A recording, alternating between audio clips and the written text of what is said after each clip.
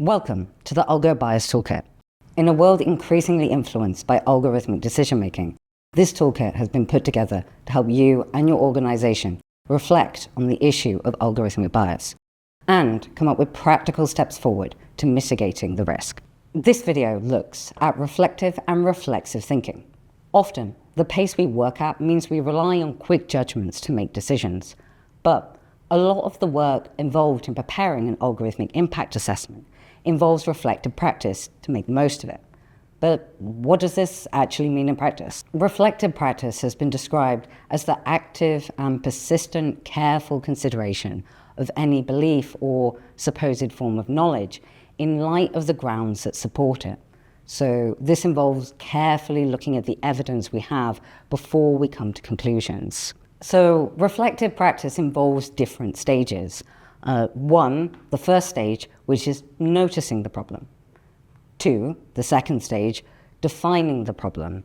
And then the third stage, creating a theory or working hypothesis of the problem. And then four, which is elaborating on this further through reflection. And five, the application and corroboration of this theory. Stage 5 is normally the part in which you go out and test your thinking about this.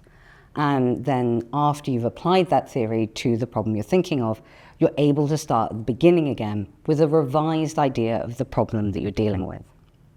Additionally, there's a similar concept called reflexive practice. Reflexivity is a similar idea, but rather than focusing more generally on your assumed knowledge, it asks the person engaging in it to question their own attitudes, thought processes, prejudices, and emotional reactions. It focuses on building a better understanding of our own actions and how these actions influence other people and what social influences they're subject to. By combining both reflective practice and reflective thinking, we're able to think more deeply about how biases might occur within our working practices, thinking both about how our own biases influence our work and acting on these insights in iteration to work towards fairer working practices.